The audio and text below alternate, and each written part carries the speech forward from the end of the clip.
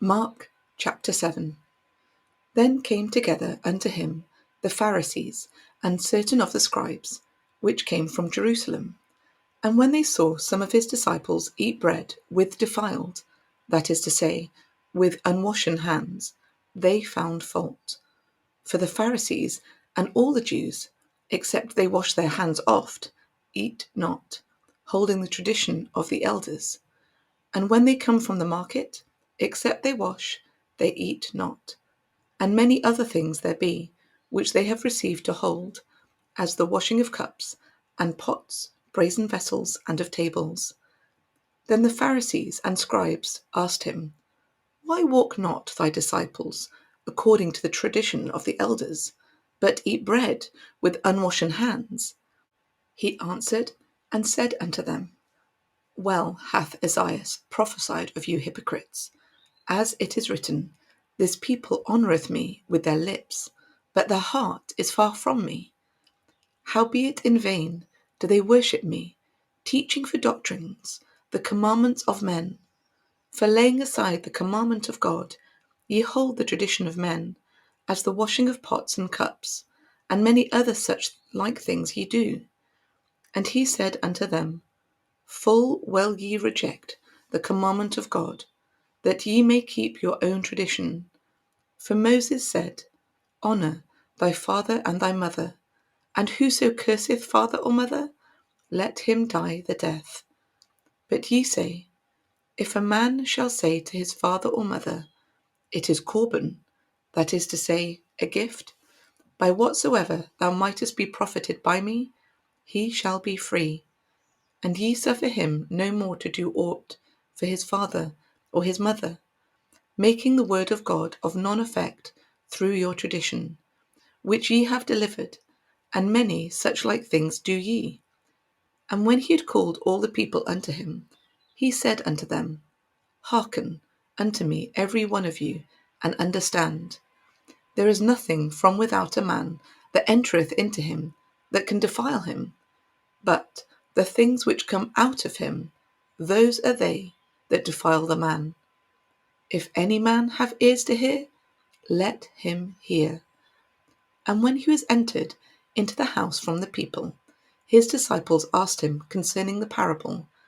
And he said unto them, Are ye so without understanding also? Do ye not perceive that whatsoever thing from without entereth into the man, it cannot defile him, because it entereth not into his heart, but into the belly, and goeth out into the draught, purging all meats? And he said, That which cometh out of the man, that defileth the man. For from within, out of the heart of men, proceed evil thoughts, adulteries, fornications, murders, thefts, covetousness, wickedness, deceit, lasciviousness, an evil eye, blasphemy, pride, foolishness. All these evil things come from within and defile the man.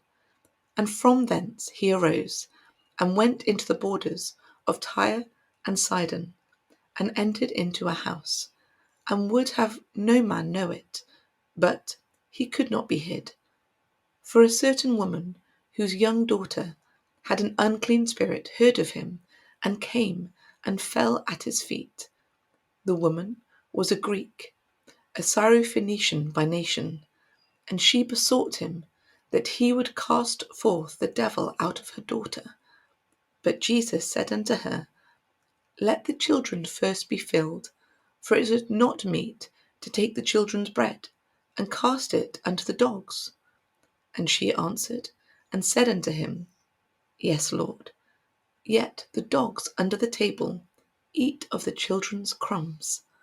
And he said unto her, For this saying, Go thy way, the devil is gone out of thy daughter. And when she was come to her house, she found the devil gone out, and her daughter laid upon the bed. And again, departing from the coasts of Tyre and Sidon, he came unto the sea of Galilee, through the midst of the coasts of Decapolis. And they bring unto him one that was deaf, and had an impediment in his speech, and they beseech him to put his hand upon him.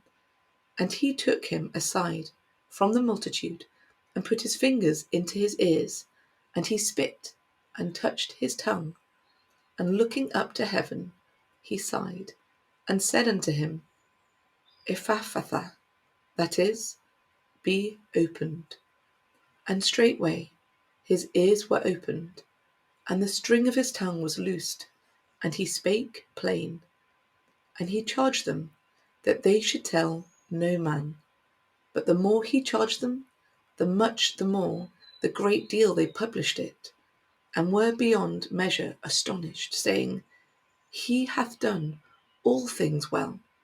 He maketh both the deaf to hear, and the dumb to speak.